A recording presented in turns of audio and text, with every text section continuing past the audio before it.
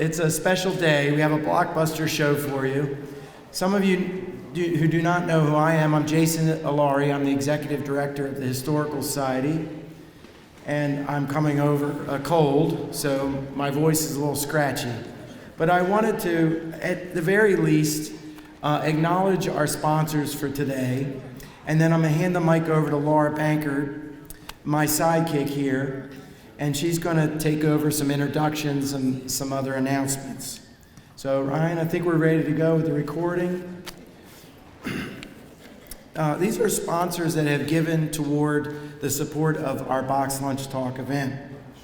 The first we have on the list is Reverend Sue Shorbs Sterling. And if you're here, can you raise your hand? Reverend Sterling, you're here? Yep, good to see you. She gave in honor of her uncle, Kenneth Ellsworth, who was killed in action in 1944. We have our friend Kevin Jones from Axe Fairhaven. He's here to my left. Spend some time with him. Thank you for sponsoring, Kevin. Wanda Barnes Hall. Wanda, are you here? Please, if you could raise your hand and be acknowledged. Wanda, thank you for your sponsorship. Sandra Parker, also, if you're here, we thank you, Sandra. And Dorothy Hatcher. If Dorothy's here, could you be acknowledged? Thank you very much. We also have an anonymous donor from the class of 1965 who made the admission fee possible for today, the discounted fee, and so we have a warm round of applause for that person. And I know who you are, and when I feel better, I'm going to give you a big hug for that sponsorship. So I'm going to pass the mic over to Laura.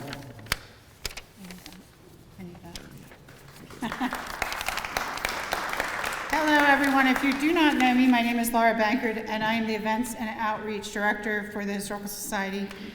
Real quick, we have some events coming up. We have another History Shaken and Stirred, Untold Stories of Mount Airy that will happen again at Covalent Spirits on Main Street in Westminster. That starts at 6 p.m., and we have 5 speakers that speak about the history of Mount Airy. It's a great event. If you've never been, please try to attend. We also have our next Box Lunch Talk, which is The Joys and Challenges of Beekeeping by Jennifer Munch. So if you guys have a chance, April 16th is that date, and we start again at 12 o'clock. I'm going to announce both speakers together, and then we will have Galen come up for just a short minute. Steve Bowersox has been teaching history at Westminster High School for more than 20 years. He also has been working on his ongoing project to identify and share the history of former Westminster High School owls who served in World War II. Steve began researching the connection between Westminster High School and World War II in 2007. He has been able to place over 650 Westminster High School students, male and female, in the service during World War II. The students served all over the world and participated in every major campaign. Steve graduated from Westminster High School and served in the Army for 2 years before going to college. He earned his master's degree in education at then Westminster Maryland College. So welcome, Steve.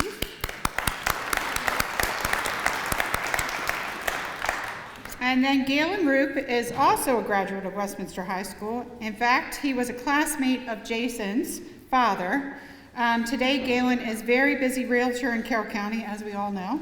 He also studied at the Reppert School of Auctioneering, and we are delighted that he shares his talent as an auctioneer for our annual Historical Society Gala, which is sold out without even sending invitations, so that's fantastic. Galen is an excellent photographer and a fisherman who enjoys deep-sea fishing. His catches include a 100-pound bluefin. Let's give it up for Galen. Come on up, Galen. Galen's going to do a little spiel for us. Yeah. Okay, we're not going to have an auction here today, but what a wonderful group of people, and thank you all for coming out here today. It's just overwhelming to me to see so many people. One of the things that I wanted to get started with, there are a lot of people, and we'll get emotional, that aren't here today. And I think we should take like a minute and just bow our heads and have a little thought about all of our friends that aren't here and all our teachers and all the people that just couldn't make it today. So let's have a little silent time for about a minute. Thanks.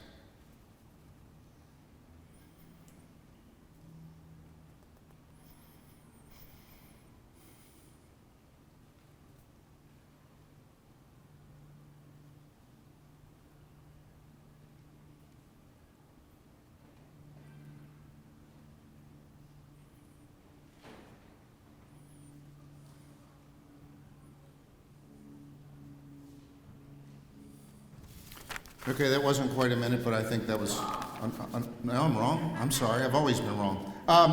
So we've had a lot of neat things happen, and I just want to go over a couple of things real quick. And one of the things that we have here today that my wife Cindy and I, my wife Cindy's here, she graduated in 1977 from Westminster.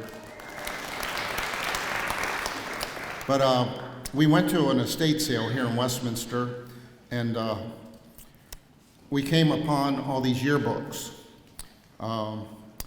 which we have from 1921, which was the first year that they ever had a yearbook for Westminster High, all the way into the 90s. So we have a really nice collection of yearbooks for you to look at after the program, at the end of the program.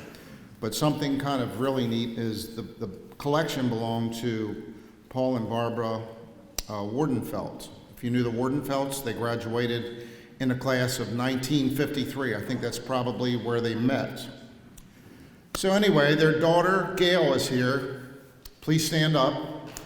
I actually graduated with Gail in 1972 out at the New School. And but thank gosh, when we bought those yearbooks, we had them spread out on the floor. And I told Cindy, I said, what in the world are we going to do with all these yearbooks? And then the Historical Society called and said they wanted to do this program about the school. And I woke up one morning and I said, that's what we got the yearbooks for. So anyway, at the end of the program, if you'd like to take time, we set up the yearbooks over here. And the first yearbook, as I said, was 1921. And we put that in a little showcase because that's kind of really, really important to us to keep it in pretty good shape. And then one of these days, we're just going to donate that. It came from the Wardenfelts to us, and then we're going to give it to the Historical Society. So one more thing I wanted to do, I'd like to see a round of hands of people that are here today that graduated, or maybe you didn't graduate, but you went to Westminster High School. Wow. Let's give yourselves a round of applause. And one more thing, if you could, when we get close to the end of this program, we'd like some audience participation, and due to the fact that they can't really pan with the camera, we'd like to probably start it. I'll talk about it when we get ready for that, but I'm sure everybody has at least one real fond memory that they'd like to talk about today. So, if you're, don't get stage fright. It's real simple. You're not going to have to come up to the podium. We'll just start down here on like one of the lower steps. So just think about what you'd like to say, because I saw everybody that raised their hands, and I know who you are, and I know you went to the school, so you have to come up here today. So thank you very much. Steve Bowersox is coming up to do his program, and then I'll follow.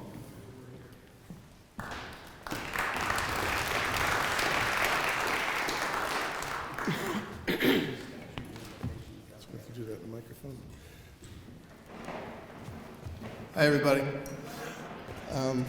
I am Steve Bowersox. I graduated from Westminster High School, and it seems like everybody in my family on both sides have graduated from Westminster High School back in 1922.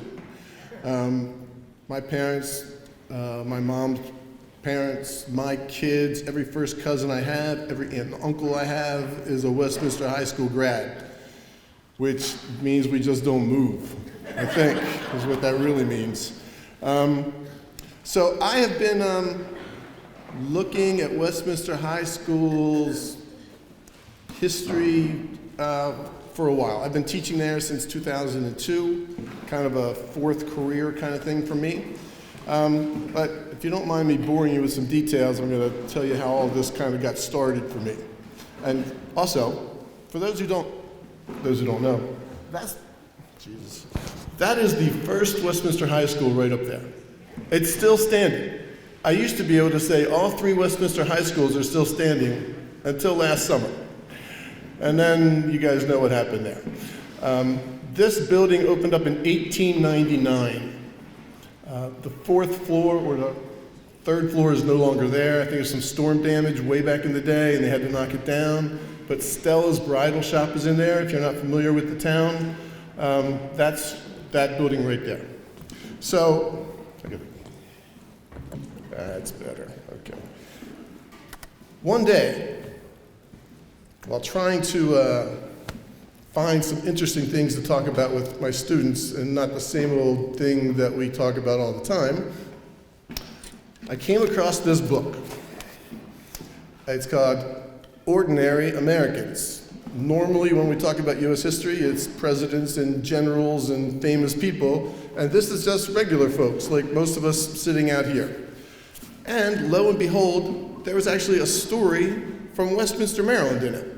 So I was like, if I can't get the kids' attention with a Westminster story, I don't know how I can get their attention.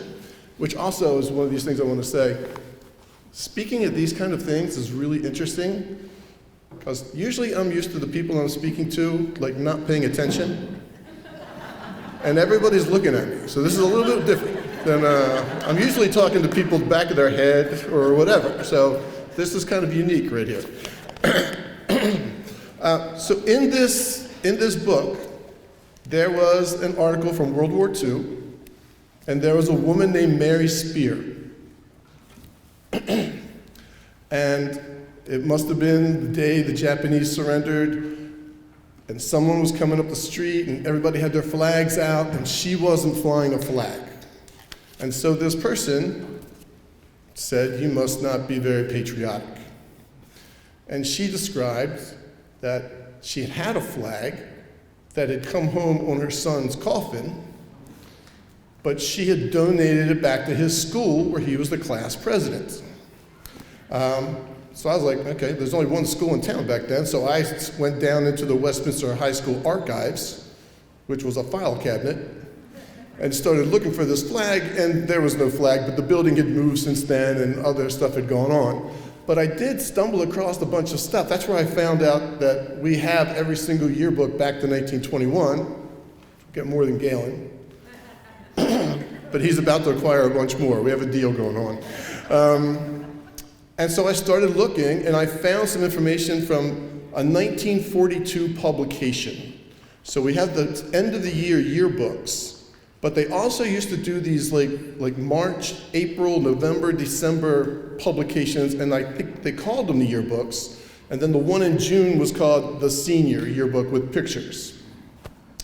And in one of them, there was a list of over 250 students from Westminster who were at that moment serving in World War II.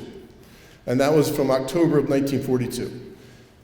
So then I started digging in, and as you heard, I've uncovered about 650 Westminster High School men and women who served at some point in time in the war. And I should probably show you some of my slides, because I'm just saying what's on them. So here's the picture from Westminster back in the 1940s. Charlie McGee, many of you remember Charlie, I think was hanging out of a plane and took this picture. And there's a lot that's the same and there's a lot that's different, but this is what the town looked like back then. So, my little pointer. You can see the Catholic Church spire right there. That's where the library is now.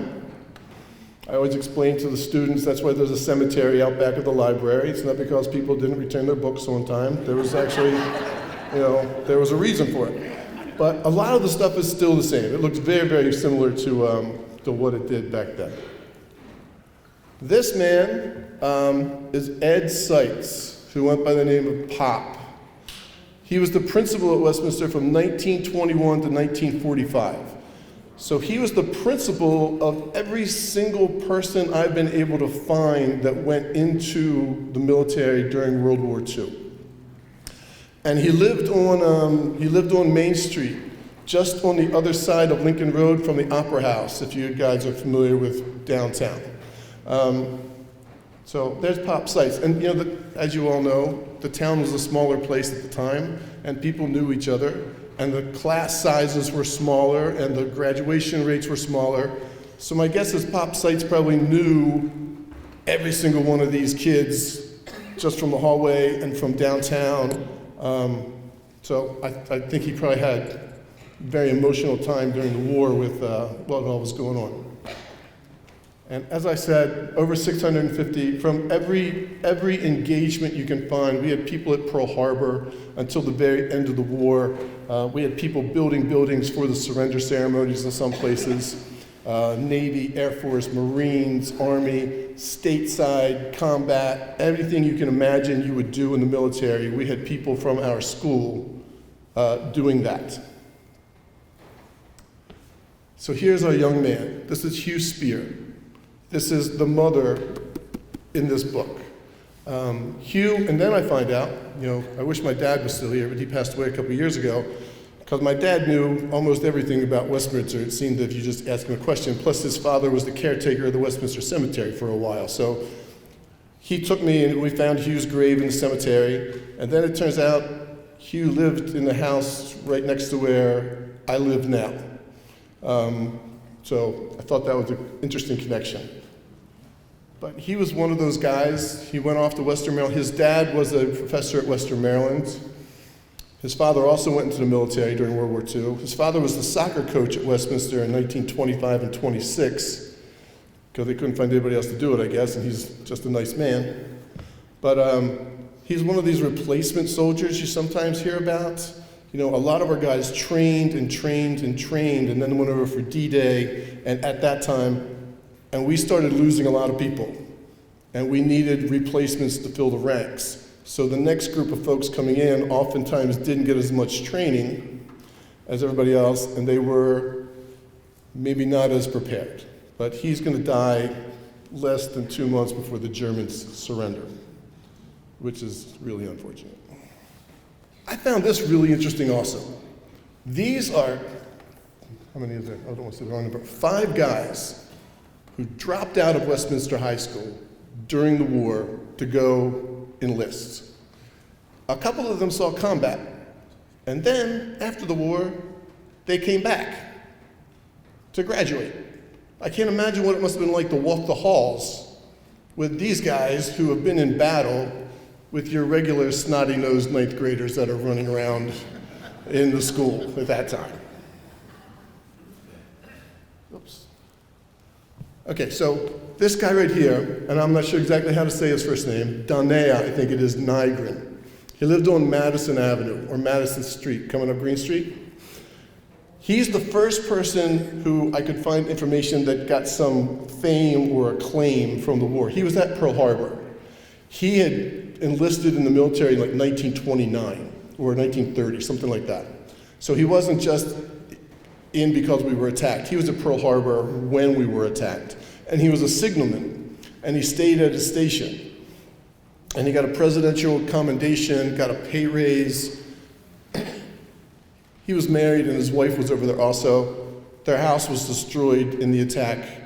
But he gets promoted, and then, unfortunately for him, he gets sent to Europe after that. So he didn't get much of a break from the war. All right, so this is kind of going year by year. We are just barely scratching the surface of the information that is out there for Westminster High School, but I thought this would be kind of fun. Look at some pictures. And again, I grew up here in town, had the free roam of the city when I was a kid. And I think when you grow up someplace, you don't think much about what it could have actually done for importance sake, You just look where you are, I'm bored, I hate this place, blah, blah, blah, blah, blah. But it's amazing, what this city has produced, just from what I've been able to find. And, and I try to point this out to most of the kids when I teach, they're 15 years old. And they have no sense of history at all. Because 8 years before, they were in 2nd grade, and that seems like a long, long time ago to them. So having them have any kind of being able to focus back 50, 60, 100 years, is really difficult. But none of these guys, when they graduated, knew World War II was coming. You know, they just went about their business, and all of a sudden they get called to service, or they enlisted. And then they ended up doing these amazing things that you read about, and you only think other people do these things. So, up here, I mean, and many of you maybe remember these folks from coming back to town. Ed Hafley, George Osborne, John Whitmore, 3 Bronze Stars, Silver Star, wounded 2 times. He does not look like Sly Stallone. You know, he doesn't look like that person you see in movies that they think is the hero. And this young man over here, Theodore Woodward, his father was a doctor and lived up on Park Avenue, I believe, right near why can't I think of these things? Belgrove Square. Mr. Woodward here also became a doctor. He also went to a World Series game in 1940, because that was in the Carroll County Times. Everything was in the paper back then. If you had dinner with your aunt and uncle back then, it was in the newspaper. But he is going to be a part of a typhus commission and sent to Africa. And they are going to do all kinds of things to cure lots of people, and he's going to get a presidential citation for it. And he also gets some award from the Sultan of some country that I can't even pronounce. But doesn't look like that imposing kind of a guy at that time, but he is going to do amazing things later on. And that's what I find out about all of these people that I keep looking up. So these are also things that I would use in my class, trying to make I don't know if it ever really got through to the 15-year-olds, but maybe later on they will think about it. So here's the 1931 soccer team, right? These guys play soccer together. Some of them are friends. Some of them don't like each other. It's like your typical team. And again, none of these folks know what's coming down the road for them. And I try to explain that to the students at school. Like, you know, you're friends with these people. You have no idea what the future holds for these folks. So it's kind of interesting. But, so in this picture, there's John Reese Snyder, who's from the Reese Snyder. He's going to become a general in the war. And there's a picture of him in the Carroll County Times from like 1945-ish towards the end, where he meets up with one of his cousins and this other dude from Westminster. They just randomly run into each other. And there's a picture in the paper of that. Clee Grumbine, he is related to the Twigs and the Wellivers and all of those folks. And I think, if I remember this correctly, just before the war, or just at the beginning of the war, he was backing out of his driveway in Texas and unfortunately ran over one of his kids. And there was a funeral. I probably don't need to keep those parts in here. Lacey Phillips joined the National Guard right out of the armory downtown. Right after D-Day, he's doing some guard duty and he's going to get shot by a German and he's killed. Carter Stone is amazing. He's Dr. Stone's son, so another doctor in town. And he lived in the same house that I grew up in, which makes us even more. 121 East Green Street, right? Where am I? That way. But he went to Westminster High School, then he went to Western Maryland, and then he went to West Point. And so he is going to, I do have a story about him. And he also was a Boy Scout, and I think that's where this kind of thing came from. So, if you don't mind me boring you with this information, among the recent interesting news stories coming from Europe, the European battlefront, is one published about our own Major W. Carter Stone. As the story goes, Stone commands the 1st Battalion of the 335th Infantry Regiment that for several days has tried unsuccessfully to capture a small Belgian village. So I'm thinking this is Battle of the Bulge areas, January of 45. Each time they advanced, German tanks and infantry broke up the attack. Major Stone then called for long white underwear to provide camouflage in the snow-covered area. The order was filled, and when darkness came, Stone, with his camouflage men, moved across the field. For 800 yards, they moved towards the German lines undetected. Then it was too late for the Germans to stop them. The enemy withdrew, and the town fell to the Americans. All because of long white underwear, you know?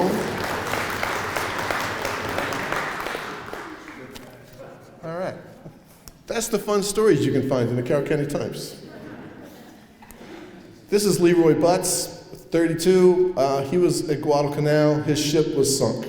He wrote a letter back to the school describing everything that happened, and it was published in one of the school publications. So I stumbled across that in the media center.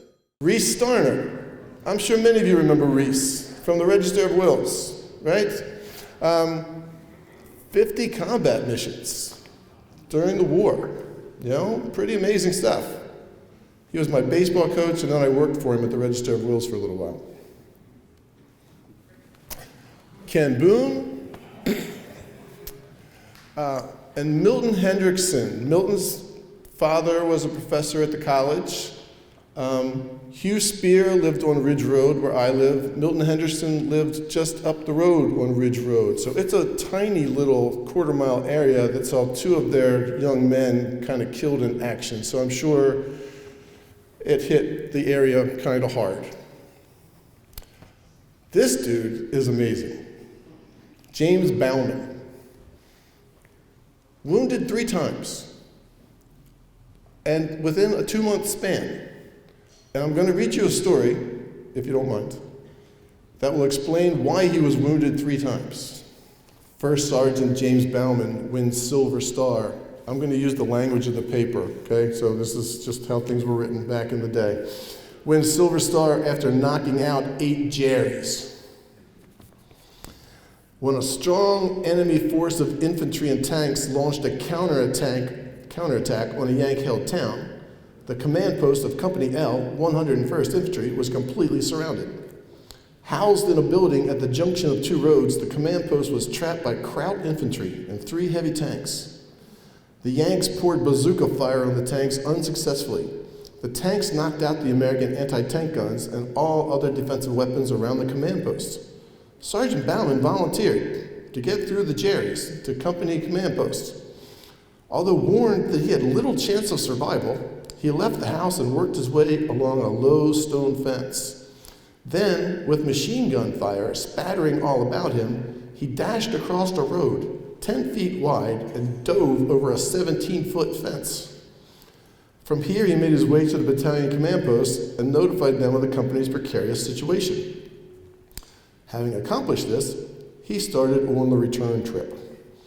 He worked his way back to a house about 30 yards from the company command post and killed 8 Germans who tried to get into the post. For the next hour and a half of his shooting from the flank held up the Jerrys as they tried to storm the post. When a Jerry shell crashed through the windows of the 3rd story he was occupying, he was forced to quit. The enemy, with overwhelming numbers, finally took the post, but Sergeant Bauman escaped to fight again. So again, does not look like John Wayne at all, but unbelievably heroic, you know, things that just normal people were doing at this time. I think he lived in Silver Run. I don't think it's the Baumans of Baumans. I wanted to include some women. I have less women that I've found than men, because women, it seemed, got married earlier at this time, and they changed their names, and then I don't know who they are. So if you know of any, please let me know. I'd like to include more people in the information that I have. I think this is a really unique little situation here. So here's 3 guys. Frank Mather, who then came back and taught at Westminster High School. Charlie Moss, and there's Donald Meyerly, and many people know the Donald Meyerly story, but I'm guessing they were all in the same homeroom, you know, with an M name. They graduated on June 9th, 1936, and then they all participated in the D-Day attack about 8 years afterwards. Mr. Mather was over on Utah Beach. Mr. Moss is going to lead an infantry section onto Omaha Beach, where he's going to win a Silver Star, and he gets wounded that day. Mr. Mather gets wounded later in the war, but he survives that day. And then there's Mr. Meyerly, who is in the field artillery, and he's a truck driver of a ammunition truck. The day after D-Day, his truck gets hit by a shell, and it blows up eventually, and he and about 20 other people are going to be killed right at the bluff near the cemetery on Omaha Beach. And that is his tombstone in the cemetery.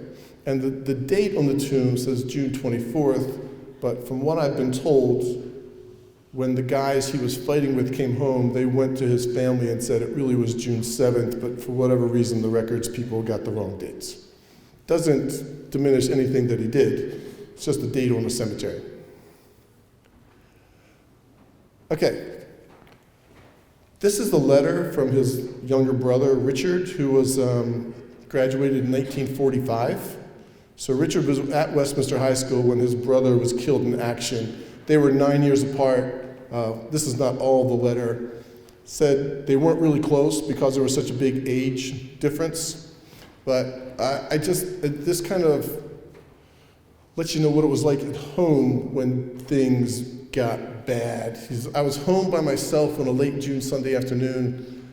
We were then living at 243 East Main Street, which is kind of right across from Fletcher's funeral home. I answered a knock on the door and found a sober-faced man who asked if my mother and dad were home.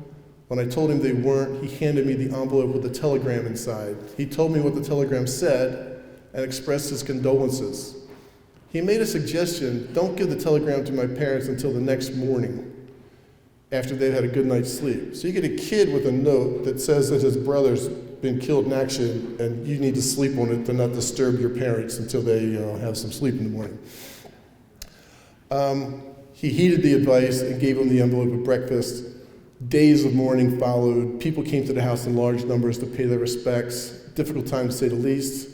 Luckily, he had a job, and so he didn't have to stick around to be a part of all that. Said, Mom bore the brunt. Didn't seem possible to me that a person could cry so much. So that's what happens here at home with these things. All right. Here's a couple of guys who graduated in 1937. And they went off and joined the military together later on. Mr. Schaefer actually lived right across the street from us, not your house, but the one next to it, on Ridge Road. Flew 44 combat missions as a gunner in the Pacific Theater.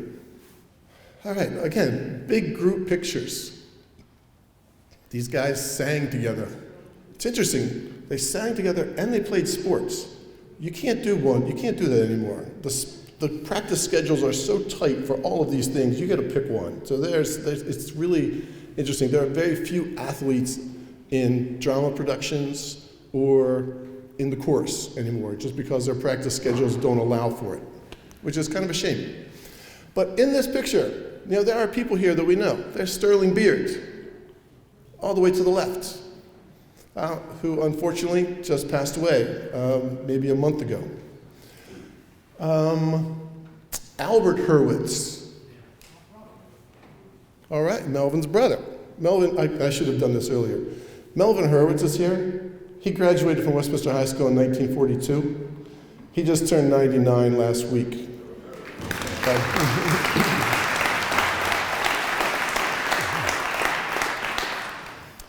And he went on to become a battlefield sketch artist, if I'm not mistaken.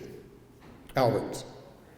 And there's other people. Carl Twigg, who some may know. George Myers up there lived on, not Kemper Avenue, but the one next to it.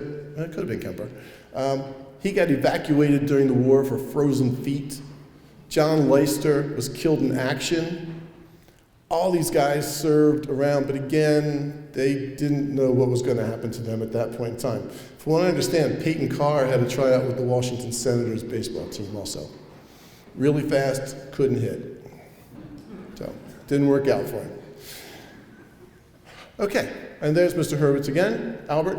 Eddie Eckenrode I included because his unit went through a concentration camp very soon after it had been liberated, and he wrote a letter back to the Carroll County Times explaining what he had seen. Just horrific sights of bodies stacked up and all of that. All right. Unfortunately, the class of 1938 has the honor of having the most guys from Westminster High School killed in action. And I have to believe that Robert Leidy and John Leister, if they both went to Westminster schools their entire lives, sat next to each other in homeroom for 10 years or so. You know, they may have hated each other, I don't know, but I'm sure they were close to each other for a long, long time. And then Albert Schaefer also. And again, we have two women, Margaret Browning over there on the right-hand side, the very first woman from Carroll County to join the Waves, which is an auxiliary Navy outfit. So World War II is the first time women are allowed to serve in the military. And I'm pretty sure the thinking was, if we can recruit women to do some of the administrative work, typing, clerical kind of stuff, then that frees up the guys to go hold a gun on the battlefield. And we needed lots of bodies during this war. There's Sterling. You know, when in Rome, he was serving in the Middle East. So I guess it was a way to keep cool. Okay, again, another sports team here. 1939 county championship soccer team. I used to say that a lot to my kids because we don't win many county championships in soccer anymore. So in the middle is my Uncle Stanley Bowersox, who was a paratrooper. Like 7 battle stars behind enemy lines. He must have gotten in trouble a lot because he came out of the Army as a private. So I'm not sure what he was up to, but he was kind of ornery at the time. So I think that had something to do with it. But just in this group of people, Clarence Bachman is a part of the 2nd Ranger Battalion in the attack on D-Day. It's the same badges that Tom Hanks wears on his uniform. He had to scale this cliff, you know, with the Germans shooting down on him, won a Silver Star that day, and he just doesn't, I mean, well, none of them look like what you prototypically think of as that person. William Lithicum, who was in the front row there, he didn't graduate, that's what DNG means, and those numbers next to him are what year they graduated. He was captured and held prisoner. Robert Long was wounded a couple times. But they all have a story. Keith Krabs, I won't go into detail, but the car I drive once belonged to him. But it's a long story, so I'm not going to kind of do that to you. It's okay. Maybe when you're ready, I'll do it. Okay, this is the cliff. This is Point the Hawk. I took my wife and I and several other adults took 22 10th graders there about 8 years ago.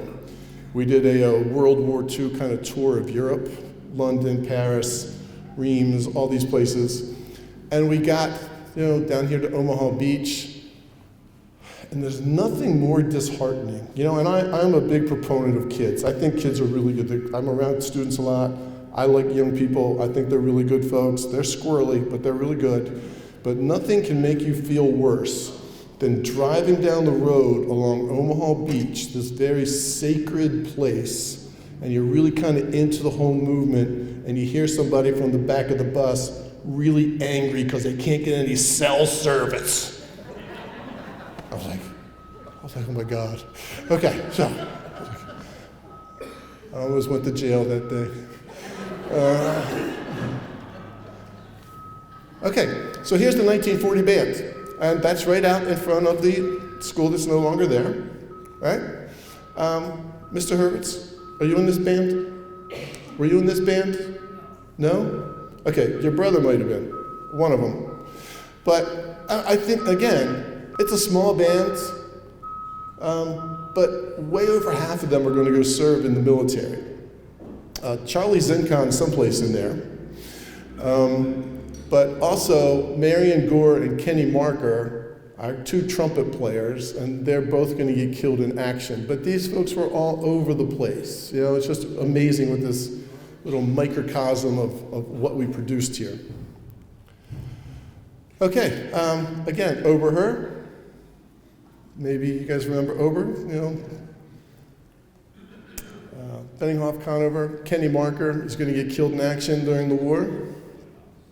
42 soccer team, There's Sterling Carr in the front row. Sterling is still with us, but he couldn't make it today. And again, just a picture of a bunch of guys who liked playing soccer who all went off to war and without really knowing what was going on. There's the Hurwitz family. 4 brothers, 4 different branches of the service, correct?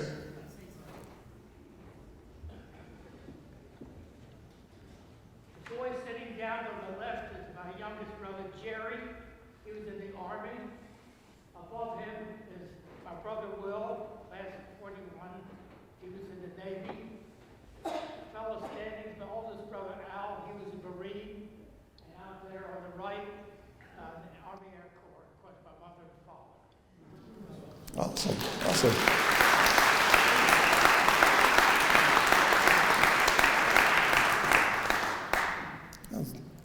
His voice carries better than mine does on a microphone. All right, so this is, unfortunately, here's several screenshots of all the guys who graduated. I have graduation pictures of them who passed away during the war, starting with Marion Gore, and none of these guys. So back in the day, you only went to 11 grades, right, Mr. Hurwitz? Until my parents were seniors twice when they graduated in 1951. There was no graduation in 1950. They didn't make a yearbook that year for some reason. So you only went to 11 grades. So some of these guys were 16 years old when they graduated from high school if you had a late birthday. So none of these guys are older than 26 or 27 years old that you're going to see up here who are going to give their lives. And most of them are much, much younger than that. There's Mr. Miley again, Melvin Click, he was in the Army Air Corps and got shot down. Albert Schaefer. There's Ralph Barnes, and this will make you feel good. They are all Westminster High School students, along with me, when we went on our trip, and that's Ralph Barnes' gravestone, also on the bluff over Omaha Beach. Lacey Phillips, Jack Crandall, I'm going to talk about him in a second. Raymond Long, Robert Hooper, many of you probably know the Hooper family story, which you're about to hear again. Francis Abe, there's Hugh Spear, and Robert Leidy. He got killed in the Pacific. All right, so I think this is going to be the end of, well, I think there's one more slide. So I am just struck by this little piece of land here. This is right now Covalent Spirits over here on the right-hand side. Used to be the city garage back in the day. If you go up the street, you get to the Opera House on the right-hand side. The United Methodist Church is on the left-hand side up there. So in the space that I stood and took this picture, to where you can see a woman on the left-hand side pushing a stroller, right? It's not a whole lot of space. The Hooper brothers are going to get killed. They lived at 121 East Main. And they both went in the military. One graduated in 42, the other one did not graduate, but he would have graduated in 1940. They entered the military roughly, I think, exactly a year apart, and they both got sent to France. And they are going to be killed 6 days apart. One at the end of November, one early in December, and the parents get the telegram right around Christmas of 1944. Just up the street from them, 2 doors, is where the Crandall family was living with their grandparents. Jack Crandall was a pilot. He got credit for shooting down some Nazi planes. But between June and December of 1944, he also was going to be shot down and killed in action.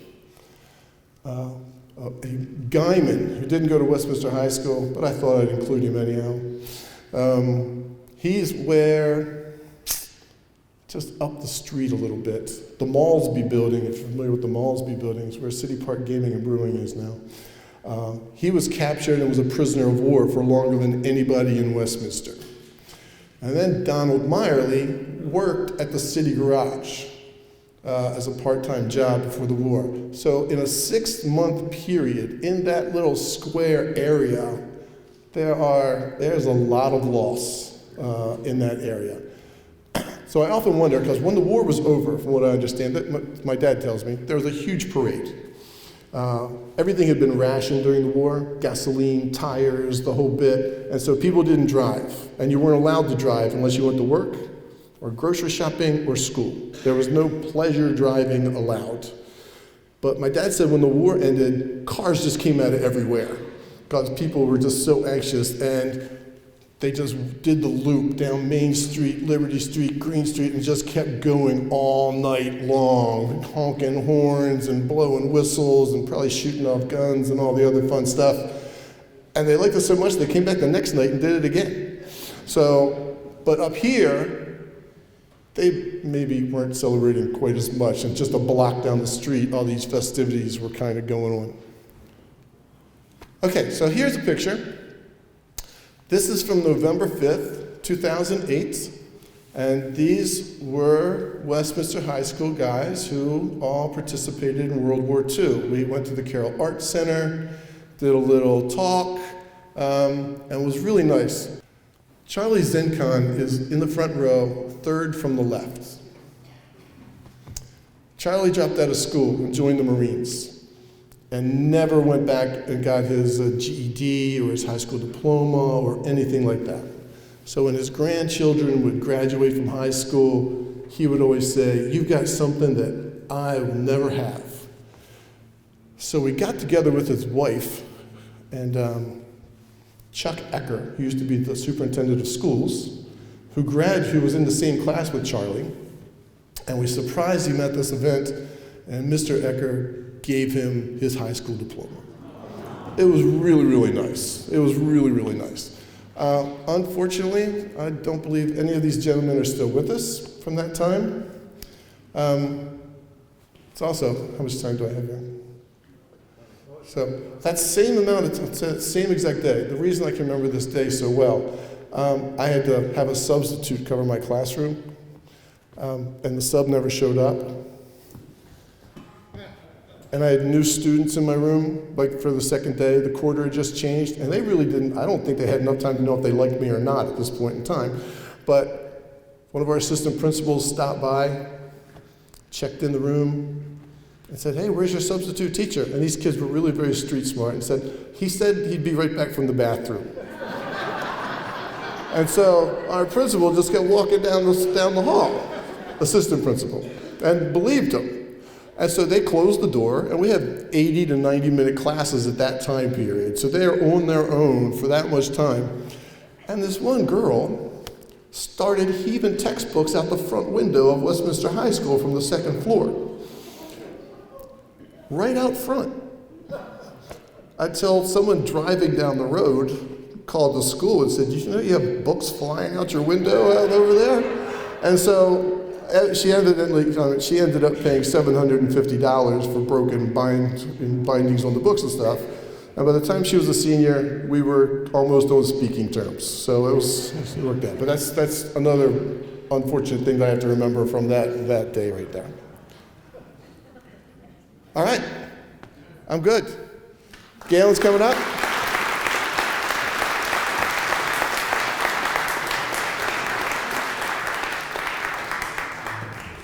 So, but before Galen gets up here, I want to recognize Mr. Don Sipes also. Mr. Sipes, you just left. Okay. And also, if anybody in here is a veteran, if you'd like to stand and be recognized, that would be nice.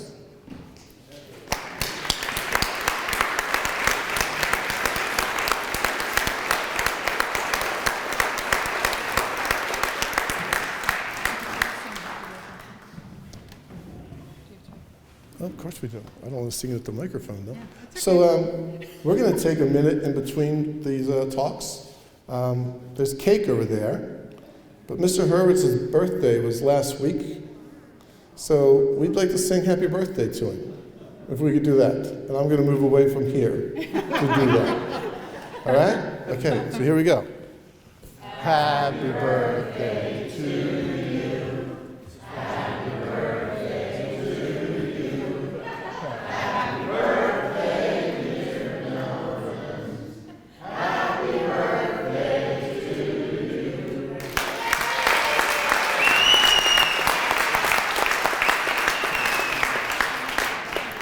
If anyone wants to get some cake, we're going to get ready. They're actually cutting it right now, so feel free to get up and take a little break in between the two talks.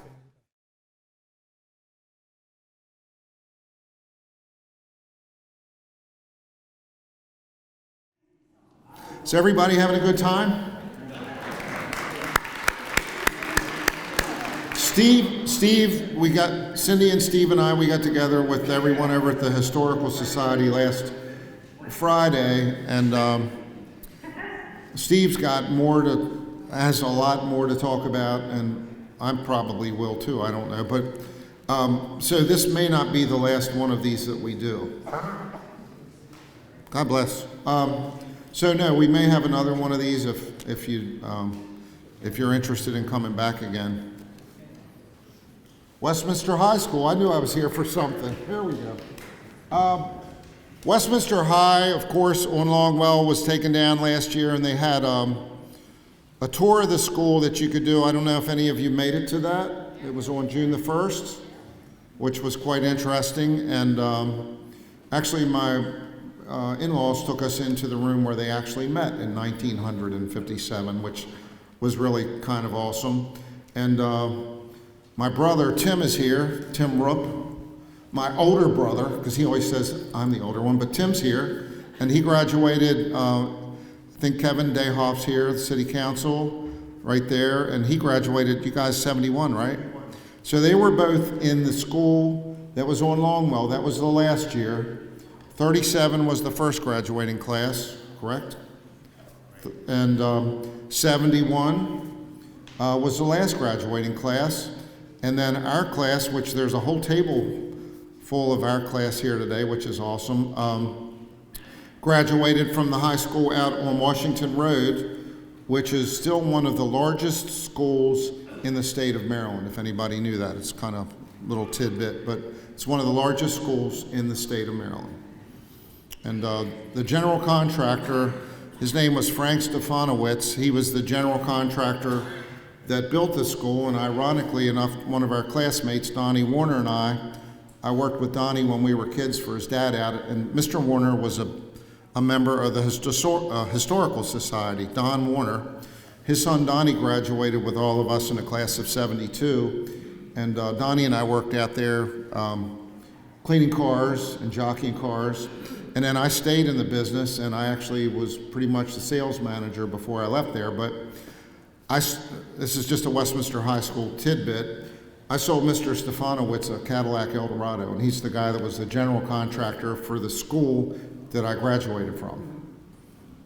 Pretty interesting, huh? At least I thought it was. Anyway, does he still have it? I don't know. So let's get started about the school. And I have my wife to thank for all of this because she's put all this down for me to talk about. But you know, the old school over on Center Street, where a lot of us went to first and second grade. Anybody go there? It was called East End School. Yep. Well, luckily that one's still standing. Isn't that amazing? Of course, it's not a school anymore. But that was the first high school. 1898 is when that started, correct, Kevin? So 1899 was the first graduating class, and then I got to get to my notes here.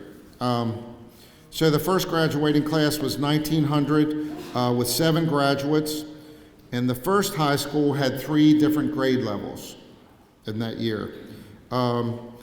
Let's see, there's 2 teachers and an enrollment of less than 50 students. And prior to 1885, there was a one-room schoolhouse located on that property over off of Center Street, which was called Central Hall. So that big lot, there was a one-room schoolhouse, which is pretty interesting. I don't think any of us in here remember that. Also, Central Hall had 5 classrooms. It's a one-room schoolhouse with 5 classrooms, 1st through 6th grade. Now, the first principal, his name was George Morlock. And an interesting little tidbit, out on Uniontown Road, my mom lived there, off of Uniontown on a little off-road called Morlock Schoolhouse Road. Now, whether that was the Morlock School family or not, but there is a one-room schoolhouse right at the end of Morlock Schoolhouse Road on Uniontown Road. So that's something we're not sure about. In 1899, January the 14th issue of the Democratic Advocate, the Westminster newspaper at the time dedicated the new building located on Center Street as the first Westminster High School. And back to what I just said, it became the East End Elementary. The first high school was described as large and handsome, arranged to accommodate all pupils with 8 classrooms, 4 on one floor, 4 on the second floor, and 1 large room. As you saw, and Steve had talked about it, the top floor of that building, we don't know, Kevin, that was taken off in a storm? It was damaged in a storm. Damaged. Subsequently removed. Okay, and removed, damaged in a storm, and thank you. And once again, the school housed high school and elementary students. Now, we talked a little bit about the yearbooks, and we're so lucky the Wardenfeld family, they were involved, and they had booths in antique malls, and I think Gail could probably tell us, but they went to a lot of auctions, and I think that's where they came across a lot of those yearbooks. So we're so grateful for them to do that. Clicker? All right, Steve, I'm going to try this. Oh, there it is. So this was in the, isn't this interesting? This was in the 1920, in the first yearbook, when they were at the old school on Center Street. This was done by Starr, the design, this is a drawing that was done in 1920, before the, 15 years before the school was there. So this is a drawing of Westminster High School from 1921, and it's in that yearbook that's in that case that we would prefer that the reason is, there's a reason for that yearbook in that case. But there is a picture, that is the picture out of that yearbook. Okay, Graceland. This is the Graceland School, which is now called Graceland Apartments, which that's on, right off of between Lincoln and Center Street on East Green.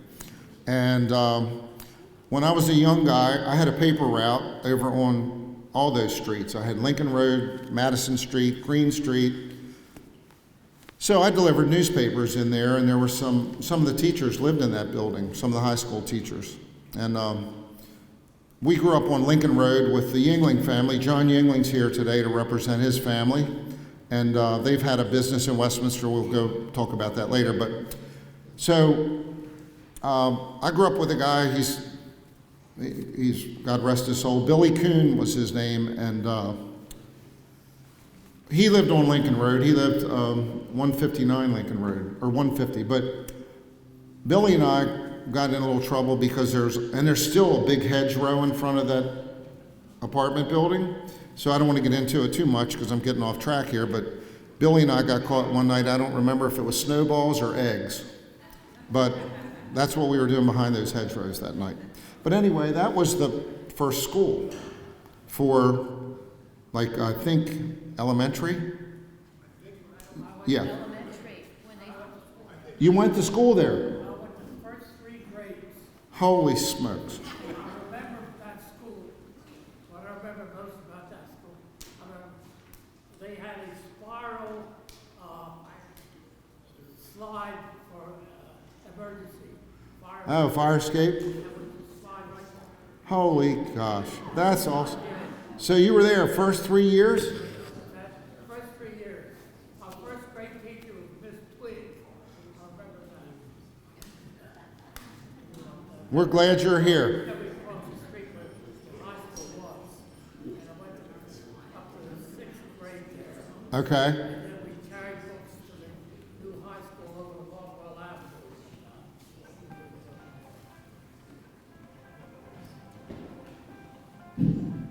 If people want to speak, I'm going to go give it to them. Okay. Okay? Perfect. So anyway, we're back at school again. So EC sites, as Steve had shown you in an earlier slide, was a principal in 21, and then he went on and carried across to the school at Longwell. But in 21, Mr. Seitz was basically responsible for having a yearbook.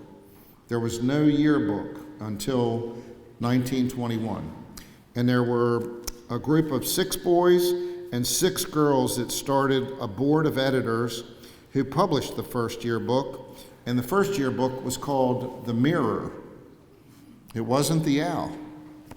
So that's one of the things that's interesting, you know, like I back to when Cindy and I bought all those yearbooks, we're like, what are we going to do with these? Well, it's been a wealth of information between the advertisements, and John Yingling's family's been in business in this town for over 100 years, and they have advertisements in those yearbooks. I just find that fascinating, that you can go back to that time.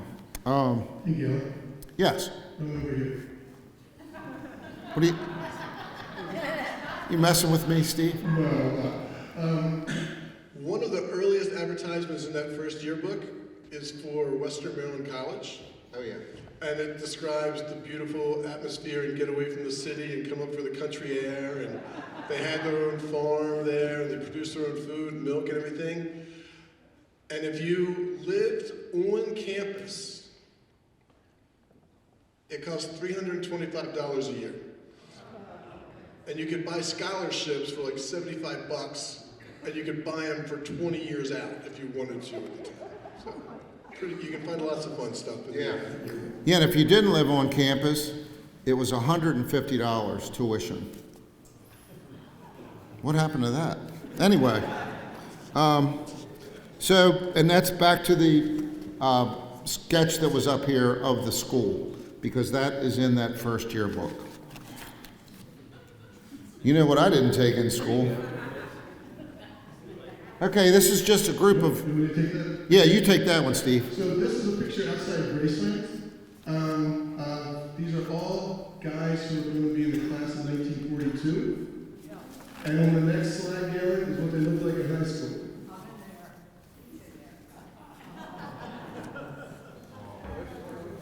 See any familiar faces up there, guys? Girls? How about that? Sterling Carr, is he still around? He is. He just has Sterling Carr is still around here somewhere. Orville Bowersox, Thomas Holmes. I think that's Robin's family, probably. Robin Stansberry? He passed away early. Oh, Rob did? Yeah, he passed away shortly. We graduated with a young man, his name is Robin Stansberry. We called him Bobby. And by looking at him, Robin still has a full head of hair. By looking at that guy, I think that might be Robin's grandfather. But who knows? Okay. Steve was talking about this. Did you want to go on this one? So this right here, came from one of the OWL publications, and it just describes how the kids. Okay, so the school opened up in November, which is not a normal time for a school to open up.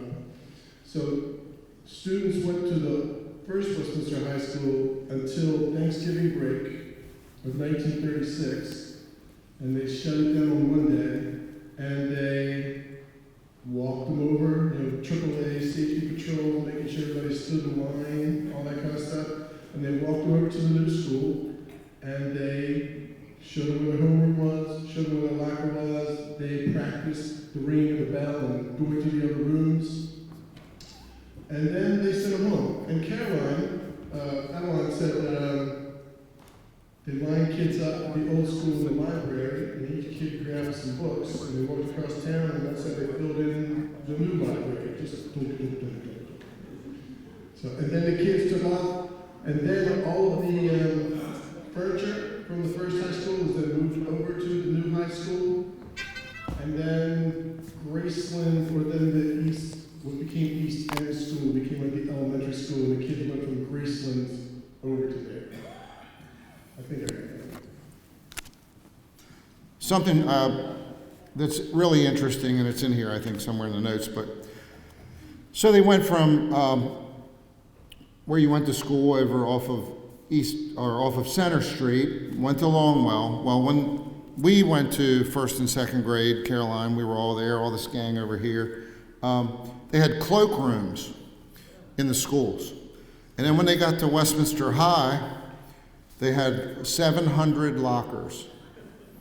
Kind of different. There was with keys. So everybody had their own locker, and there were 700 of them.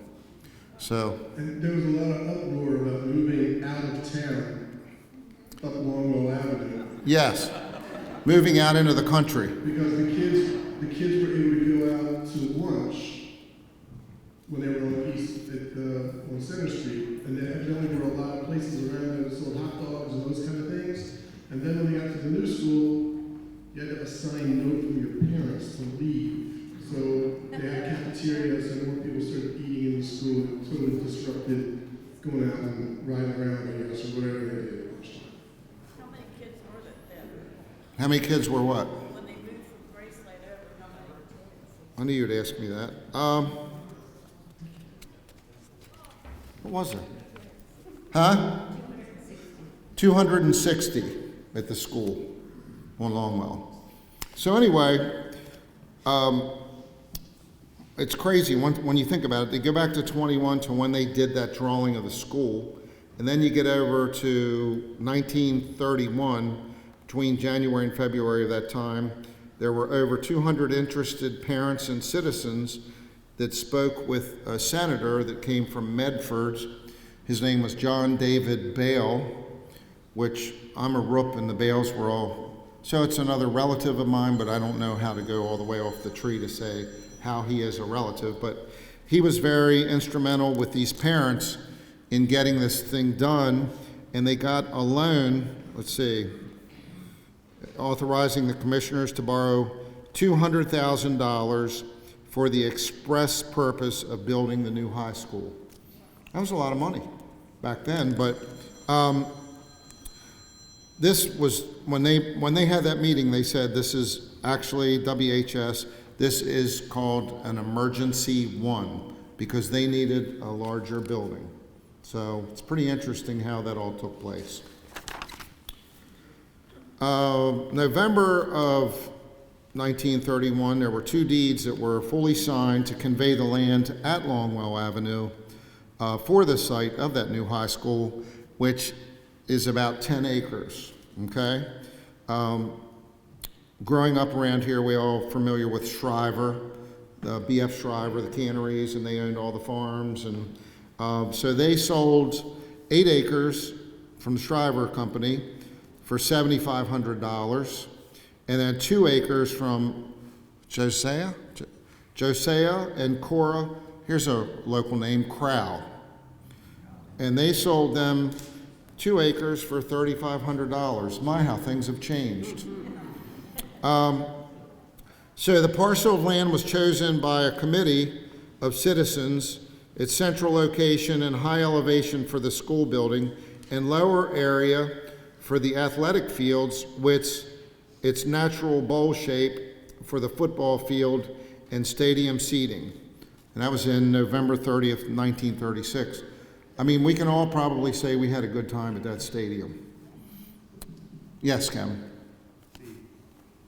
We will remove the roads to the Shriver Farm from the books so that the Board of Ed can reconfigure the roadway approaching the new elementary school. So Wow. the roadways for the Shriver Farm Okay. are still on the books.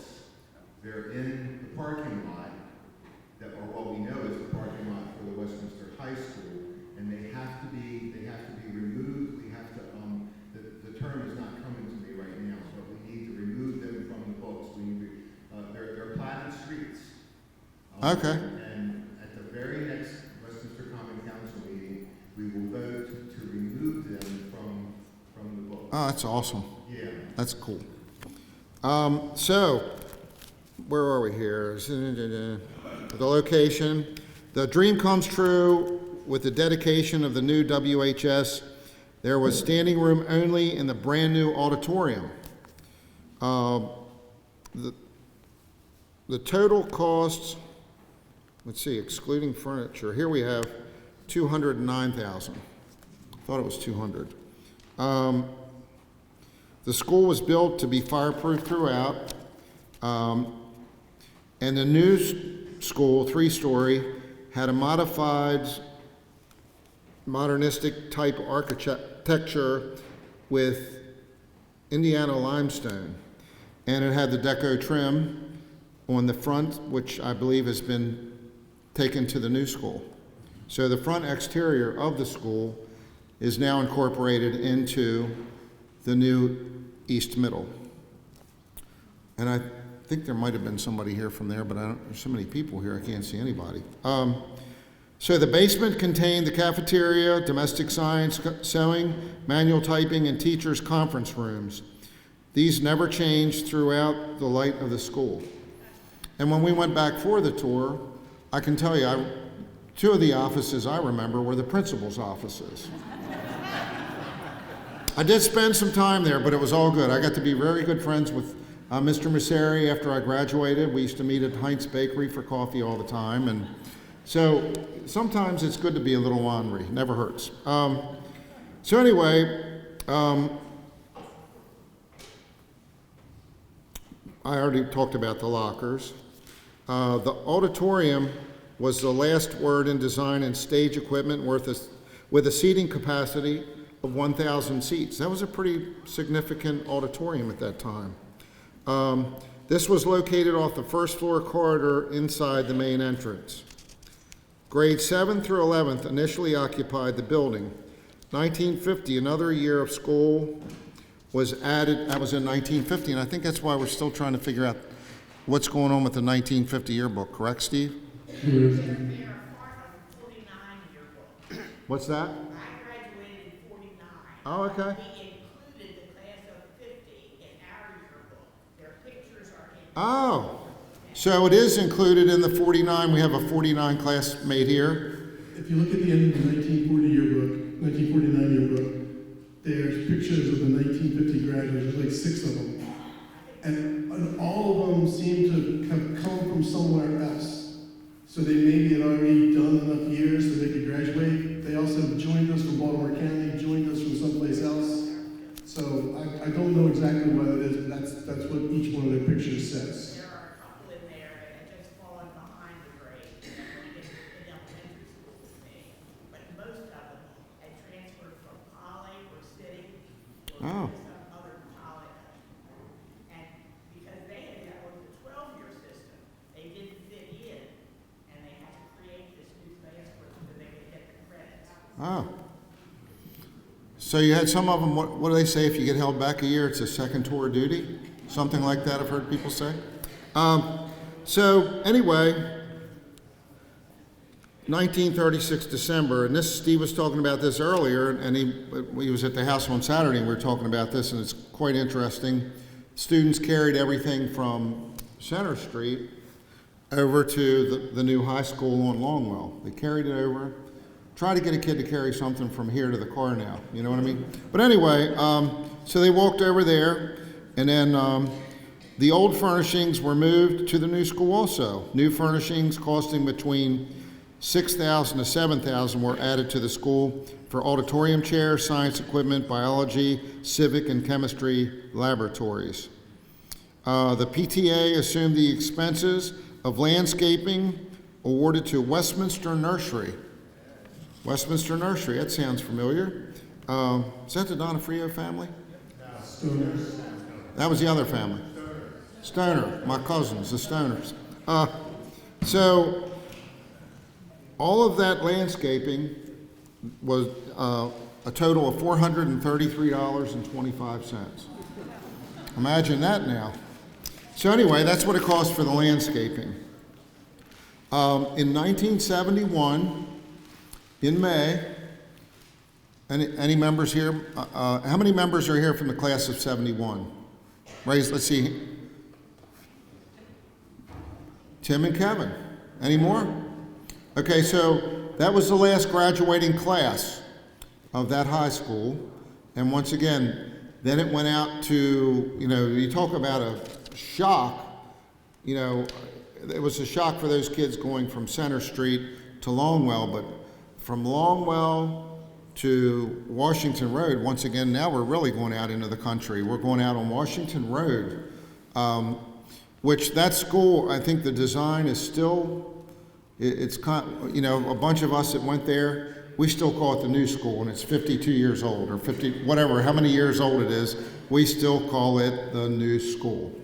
But, How much did that one cost? I don't know, Mr. Stefanowitz didn't tell me that, I didn't ask. Well, that'll be our next talk, we'll talk about that. It's also called the Palace. What's that? They also call it the Palace. The Palace, yes. There'll never be another palace again. No, no. Steve, Mr. Hurwitz wants, I don't know why he needs that microphone. One final thing and you finish with me. That's simply going away from the old school.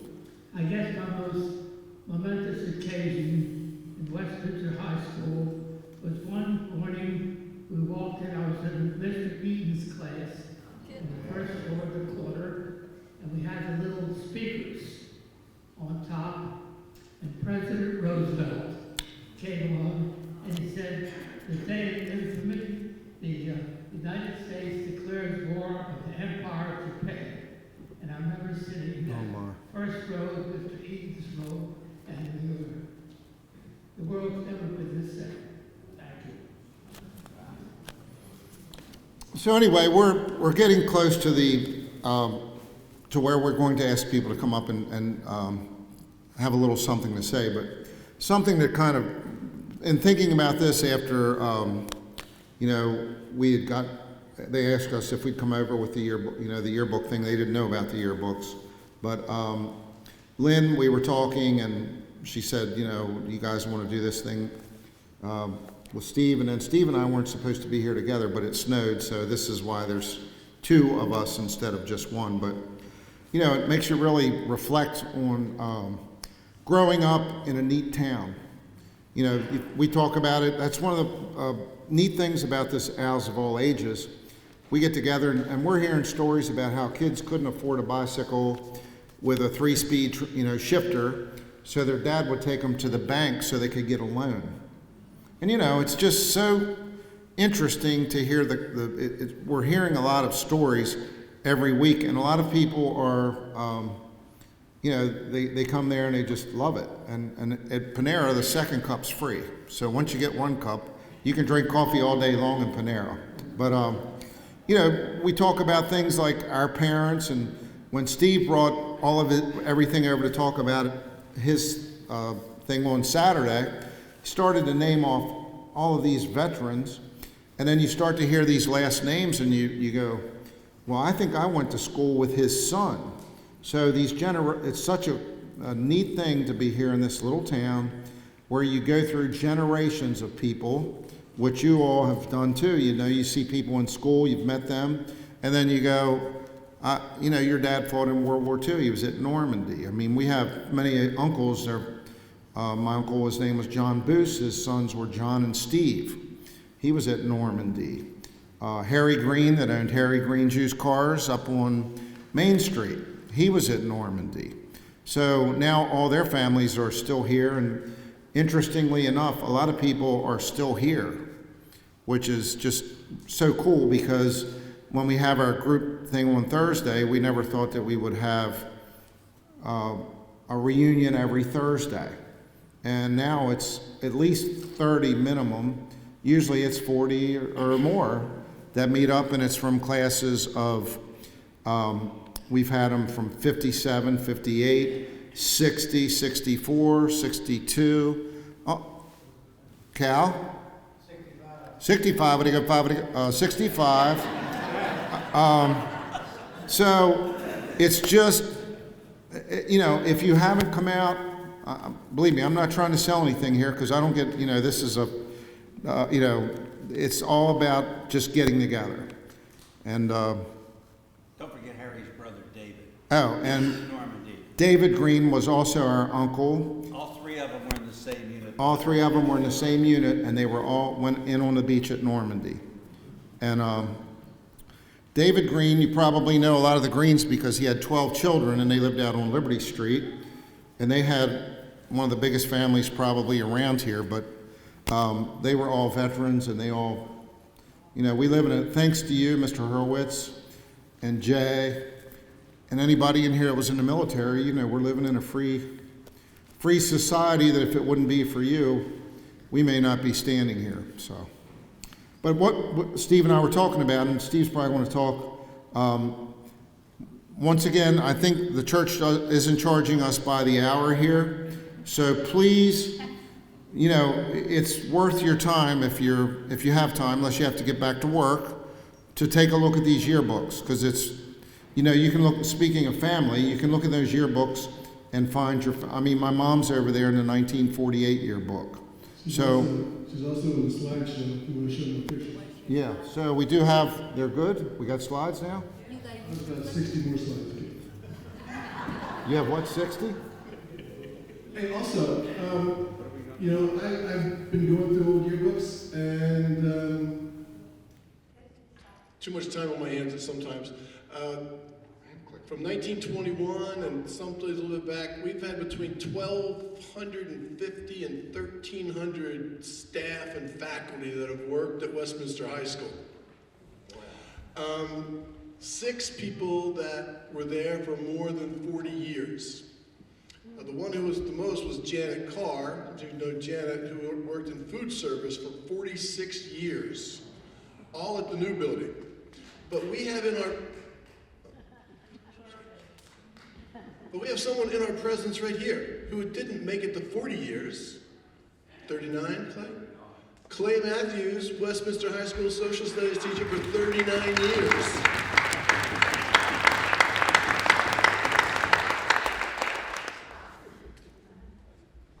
So, anyone that's here, we would love for you to come up right with Steve. Don't be shy. Here's John, he is shy, and he's coming up. So, honestly, if you would, please come up if you have something to say about the school, about the people, your fondest memories, anything like that, if you'd like to come up. And go ahead, John Yingling. Yeah. Hello, my name is John Yingling. I was in the class of 65 at Westminster. I'm going to kind of relate to sports. I played football there, and Mr. Ruby started the football program in 1947. And I was fortunate enough to be on the 1963 football team, which was the only football team, the only undefeated football team in Westminster history. We went 9-0-1. I'm going to pardon myself with guys like Mel Arbaugh. We never played Fort Hill High School in Cumberland. So that if we would have played them, we probably would have had trouble with them. The very next year, my senior year, we went 1-8-1. So it was a completely 100% turnaround. I went on to play college football at Wesley College in Dover, Delaware, and then I transferred to Towson University and was on their first football team in 68 and 69. I also was fortunate enough to play for the Carroll County Chargers in 1973 and 74. We were a semi-pro football team in this mid-Atlantic area, and we won 2 championships. Finally, I was very fortunate enough to have an athletic field named to me after me at Towson University. It is, if you're familiar with the campus, it's behind the basketball arena, right next to United Stadium. So, very fortunate in life. Thank you.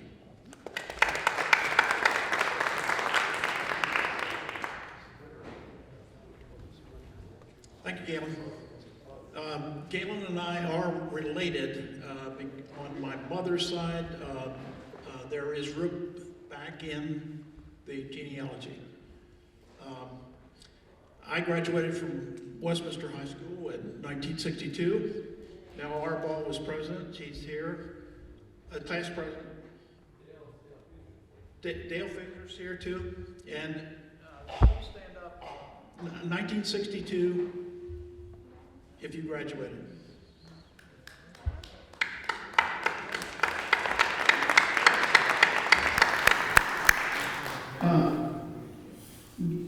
Galen had mentioned mention when I was in the restroom.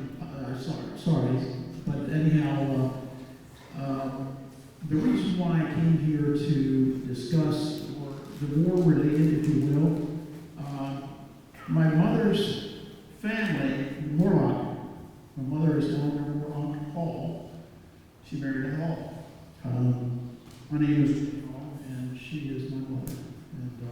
And anyhow, there was an article in the Baltimore Sun, August 3rd, 1941, and it highlights where the headline says, "Farmettes make hay while the men are in the army during World War II." Okay?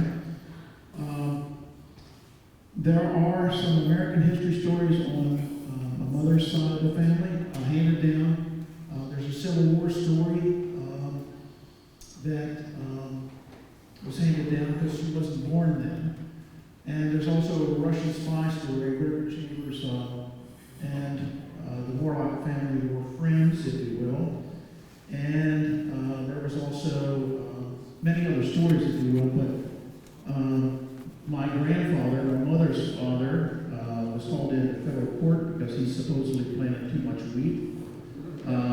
Basically, he won his case because he somehow proved that he had fed the wheat that he grew on the farm to the livestock, and it was not sold, the wheat was not sold on the commodity market. Just wanted to show you a picture of my mother when she was in high school. She will be 106 tomorrow at Carroll County. Thank you.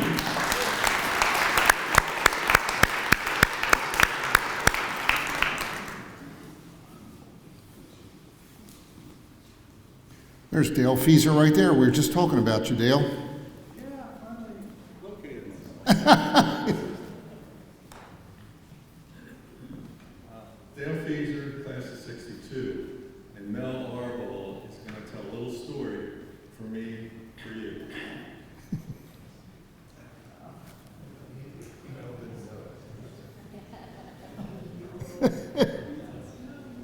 You tell it. You tell it.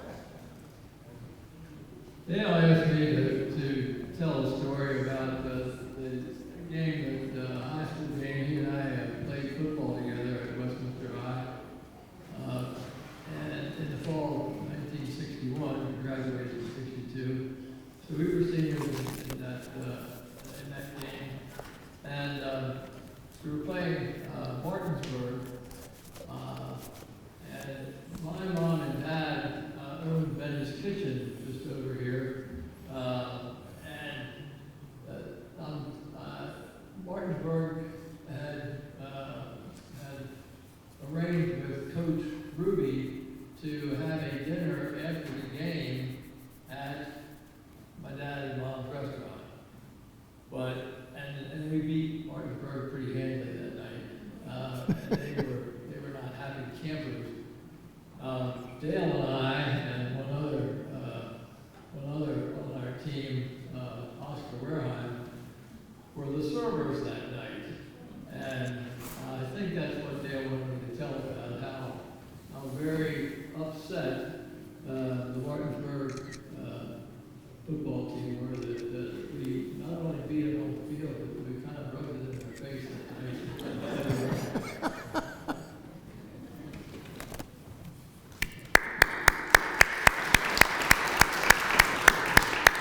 I thought I'd play this on the video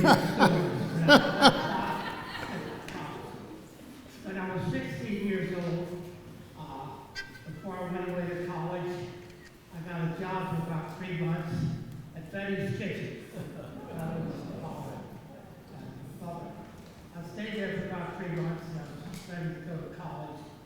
And Mr. Arbol called me, and he said, "Melvin," he said, "Gladys is very pregnant." And she said, Gladys is going to have a little boy. And we think so much of you.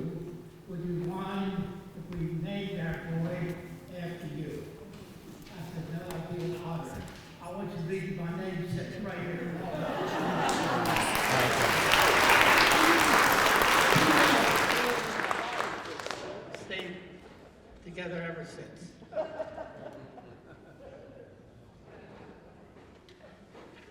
Anyone else?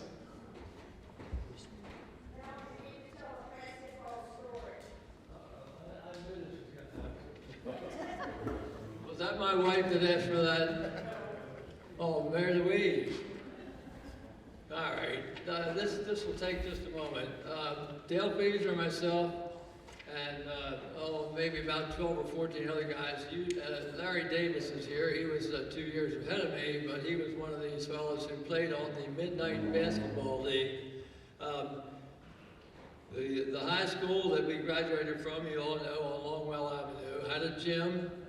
One evening in December, we were playing cards at my house very late, and it was very cold that night, someone floated the idea that, why don't we go play basketball? Well, we used to play outside at what was then the junior high school, and we would at night train our car lights on the basket so that we could see, but it was very cold this particular December night, and no one wanted to really go out there, but someone said, why don't we try to see if the high school gym is open? Okay. So we did that. We went to the gym, and the doors on the gym had a chain around the panic bars, and you could open them just a little bit, but you couldn't get far enough open to get in. And we had a German exchange student living with me at the time. His name was Klaus Bueller. Klaus said to me, Melvin, if you open the doors just a little bit, I think I can go down over the top of them and get in, which he did. He then went up to the door at the other end, which was a single door. It had no chain on it. It was only an exit door. He opened it from the inside, and we all filed in, and we played basketball from 12 o'clock until the Westminster City Police came, and we were thinking, my goodness, what are we going to do here? They said, that's all for tonight, boys. And they took all of our names, and I didn't know what to tell my parents, so I didn't tell them anything. And I was pretty scared. I think all of us were. And as the week wore on, we became less scared. No one had been arrested. So we did it again the next Saturday night. At 2 o'clock sharp, the Westminster City Police came to the door. That's all for tonight, boys. This continued throughout that season, that basketball season. Not every weekend, not every Saturday night, but a lot of Saturday nights. And then in our senior year, we did it again. And every time at 2 o'clock, you could set your watch by it, the Westminster City Police would come in and say, that's all for tonight, boys. And we would leave. So as I'm telling you this story right now, I was telling it at our 40th high school class reunion, and Earl Hurst, one of the coaches, was standing right beside me when I was telling the story. And for 40 years, we thought we had pulled the wool over the eyes of the administration. So I told the story, and then when I got to the part where the Westminster City Police came in and said, Earl interrupted and said, that's all for tonight, boys. And I looked at him and said, how did you know that? He said, you don't think we knew you were in there? We wanted you in there. And he said, the first Monday morning after we had intruded into the gym, the Westminster City Police came to the administration and said, how do you want to handle this? And they were told, as long as they don't vandalize anything, let them play. So we did. Okay, don't leave. We've got one more little story. I was told I had to tell this. Hold on, Tim. I got to tell this story real quick. Oh, I thought you were. No, 1 sec. I just got to get right. Or go ahead. All right. Go ahead, Tim. Finish that. I think I was a senior over at Westminster, and I took typing. And I'm sure there's several of us here that took typing. Did anybody have Mrs. Yingling for a typing teacher? Well, we were in Mrs. Yingling's class down there on the bottom floor, and you had those huge concrete wells outside. Remember all those small frames of glass that they had in those windows? Well, we're in there typing one day, and she says, okay, now we're going to do 60 words a minute, so go ahead and start. So we start typing. And fortunately, I was close to the hallway up against the inside wall. All of a sudden, there's a horrific explosion. And Mrs. Yingling, she almost went down on that. And a lot of the ones over by the windows did, too. Somebody had dropped a cherry bomb from the top floor. And Mrs. Yingling, she stood there and she goes, class, says, I know somebody here knows that whoever that was that did that, says, I don't want you to tell on them, but if you'll write their name down on a piece of paper and just set it up on my desk. And I said, I thought we were in typing class, you know. That would have been a better thing to type it, you know. But later on, I nicknamed that class Combat Typing 101.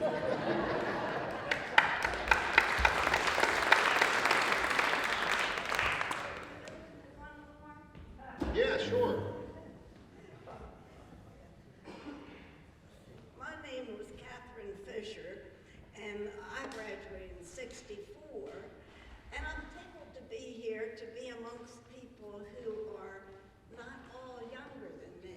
So this is very pleasant. But I would like to back us up to 1924 and some Bitzel folks. Our mother graduated in 1924, as did her brother. And the thing that I think is kind of interesting is that her brother got to graduate because he would drive the horse and buggy to town and park it, and then he could go to the high school, which was the one over on Green Street. And also her cousin, Mary Cole, she was a Bitzel as well.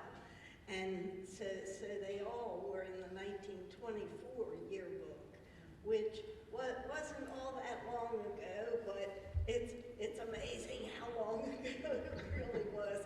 I say things now and then about my mother in the 1920s, and people look at me kind of funny, and finally it occurs to me, this is the 20s. The different 20s. But the Bitzel family, the oldest brother, my oldest uncle, was one of the first 800s for the First World War. And if that had gotten, maybe, we thought that was supposed to be the one that took care of everything. But then my youngest uncle, the brother that my mother's brother, that got to drive the horse and buggy to Westminster from just 2 miles out of town, which I suppose other people did for that first big high school. But he was in the end of World War II, I believe. And I would like to know just how you found him, but he was David Bitzel. David Bitzel? David Bitzel. I copied graduation lists and class lists from every Westminster yearbook up to 1945 and sat down with these cards the guys filled in when they came over from the war and just went through them and started checking off names. Or if I found something in the paper or whatever. His daughter, she really wants to know me to prove to her, or me and my sister to explain to her, because her father was really too old to be in that war. But I believe somehow he was in the Navy and in Cuba. But, I don't know exactly how to track that. But you'll probably explain it to me someday, where I can see it on paper. I'm a little clueless for the whole bunch of things people tell me. Getting there myself.